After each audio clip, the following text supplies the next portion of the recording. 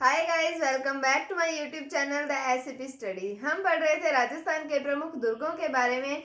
उसी सीरीज को आगे बढ़ाते हैं और पढ़ते हैं हम कोटा के गढ़ के बारे में। चलिए शुरू करते हैं।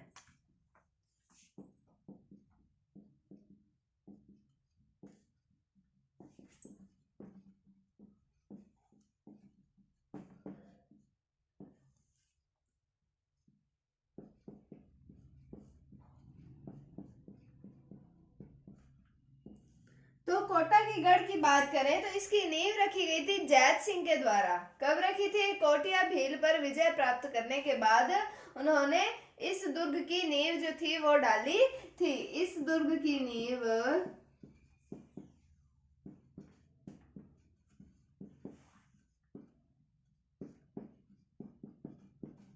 जैत सिंह ने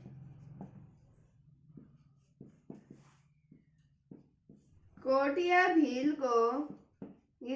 भील पर विजय प्राप्त कर रखी थी। किसने रखी थी? जैत सिंह ने। किस पर विजय प्राप्त करने के बाद? कोटिया भील पर विजय प्राप्त करने के बाद रखी थी। अब हम बात करें कि स्वतंत्रता की लड़ाई के समय पर ये जो था कोटा या कोटा का गढ़ हम कह सकते हैं, ये आंदोलनकारियों का एक प्रमुख केंद्र रहा था। तो यह गढ़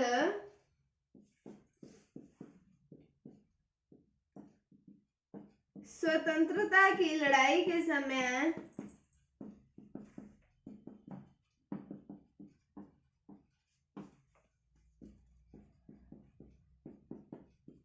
आंदोलनकारियों का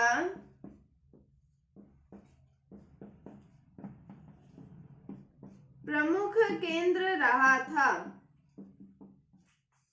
तो नींव किसने रखी? जैत सिंह ने रखी थी। कोटिया भील पर विजय प्राप्त करने के बाद नींव रखी थी। फिर हम बात करें कि ये गढ़ जो है ये स्वतंत्रता की लड़ाई के समय आंदोलनकारियों का प्रमुख केंद्र जो था वो रहा था। अब हम बात करें कि कर्नल जेम्स टोड ने इस गढ़ के बारे में, इस दुर्ग के बारे में क्या कहा है। तो उन्होंने कहा है कि आगरा के किले को छोड़कर किसी भी किले का परकोटा इतना बड़ा नहीं जितना कि कोटा का गढ़ है। क्या कहा है? एक बार वापस रिवाइज कीजिए कि आगरा के किले को छोड़कर किसी भी किले का परकोटा इतना बड़ा नहीं जितना कि कोटा का गढ़ है। किसने कहा है? ये कर्नल जेम्स टोड ने कहा है। अब हम बात करें कि इसके अंदर जो हवेली है उसके बारे में खंडेलवाला ने कहा है। इस खंडेलवाला ने कुछ कहा है इसके बारे में कि यहाँ के भित्ति चित्र जो है कोटा के अंदर है, हवेली है एक झाला की हवेली, और इसी हवेली के बारे में कहा है खंडेलवाला ने कि यहाँ के भित्ति चित्र जो है वो एशिया में अपने सानी नहीं रखते। यानी कि यहाँ के भित्ति चित्र जो इतने प्रसिद्ध हैं, इतने अच्छे बने हुए हैं कि पूरे एशिया महाद्वीप में ऐसे भित्ति चित्र और कहीं पर भी नहीं बने हुए। तो हम बात करते हैं पहले कर्नल जेम्स टोड ने क्या कहा और खंडेलवाला ने झाला की हवेली के भित्ति चित्रों के बारे में क्या कहा।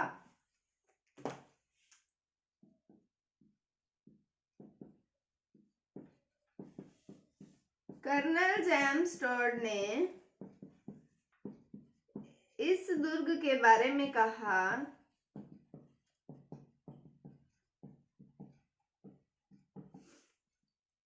क्या कहा? आगरा के किले को छोड़कर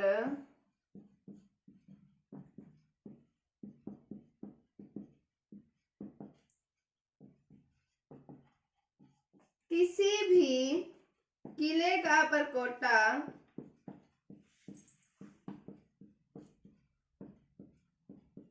इतना बड़ा नहीं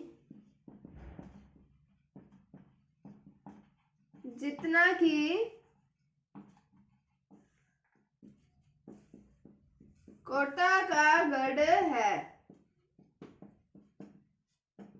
क्या कहा है कर्नल जेम्स टोड ने इस दुर्ग के बारे में कि आगरा के किले को छोड़कर किसी भी किले का परकोटा इतना बड़ा नहीं जितना कि कोटा का गढ़ है। ये कहा कर्नल जेम्स टोड ने। अब हम बात करते हैं कि कोटा के दुर्ग के अंदर मैंने आपको बताया कौन सी हवेली है? झाला की हवेली है।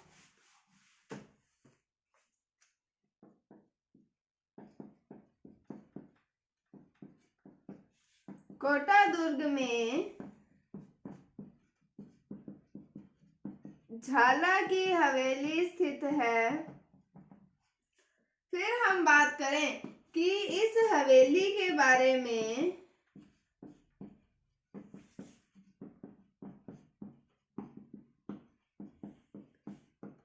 खंडेलवाला ने कहा कि यहाँ के भित्ति चित्र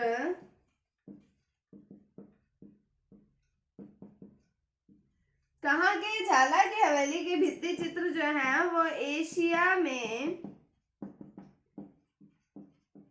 अपने सानी नहीं रखते।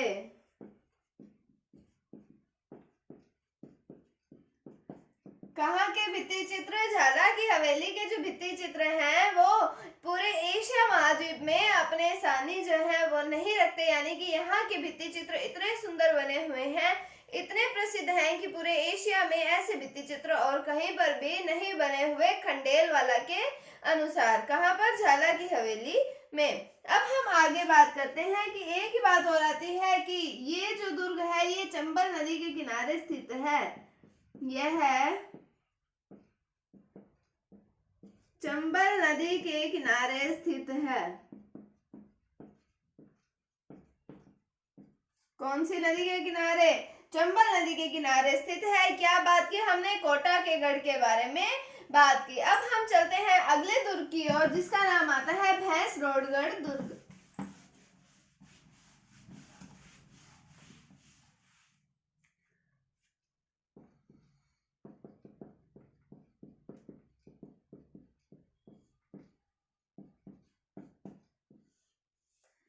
बात करें कि ये कौन से जिले में स्थित है, तो ये चित्तौड़ जिले के अंदर स्थित है। तो यह है दुर्ग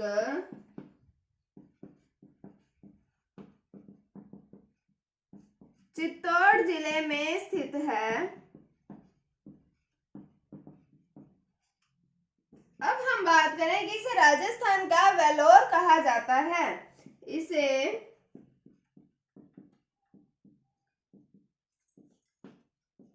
राजस्थान का वेलोर कहा जाता है। फिर हम बात करते हैं कि ये कौन सी नदियों के संगम पर स्थित है, तो यह है चंबल व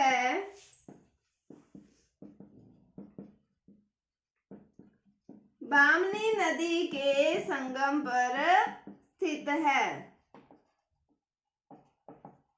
अब हम बात करेंगे इसके निर्माण की, तो इस दुर्ग का निर्माण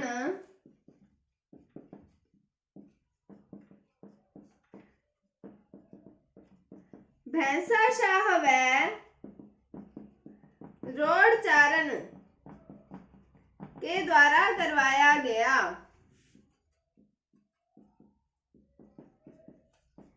तो भैंसरोडगढ़ दुर्ग कौन से जिले में स्थित है, तो ये चित्तौड़ जिले के अंदर स्थित है। इसे राजस्थान का वेलोर कहा जाता है। चंबल और बामनी नदी के संगम पर स्थित है और इसका निर्माण भैंसा शाह व रोडचारण के द्वारा करवाया गया था।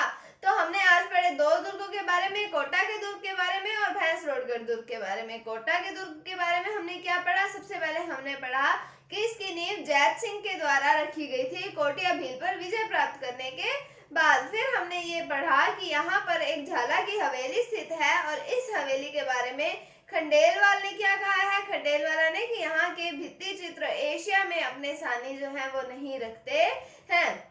हमने देखा कि चंबल नदी के किनारे पर स्थित है। कर्नल जेम्स टोड ने इसके बारे में क्या कहा कि आगरा के किले को छोड़कर किसी भी किले का परकोटा इतना बड़ा नहीं जितना कि कोटा का गढ़ है। और हमने ये देखा कि स्वतंत्रता के समय, स्वतंत्रता की लड़ाई के समय आंदोलनकारियों का प्रमुख केंद्र रहा कौन सा? कोटा का दुर्ग। तो इतना था कोटा के दुर्ग के बारे में। फिर हमने पढ़ा भैंसरोडगढ़ दुर्ग के बारे में। तो चित्तौड़ जिले में स्थित है, राजस्थान का वेलोर कहा जाता है।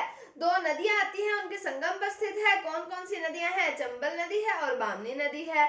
निर्माण किसके द्वारा करवाया गया? भैंसा शाह और रोडचारण के द्वारा इस दुर्ग का निर्माण करवाया गया। तो उम्मीद है आपको टॉपिक समझ आया होगा। अगर आपको इसमें कोई डाउट है तो आप कमेंट सेक्शन में पूछ सकते हैं। अगर आपको वीडियो थोड़ी सी भी अच्छी लगी है तो इसे लाइक कीजिए, शेयर कीजिए, चैनल पर नए हैं तो इसे सब्सक्राइब जरूर कीजिए। Thank you, thanks for watching, bye bye.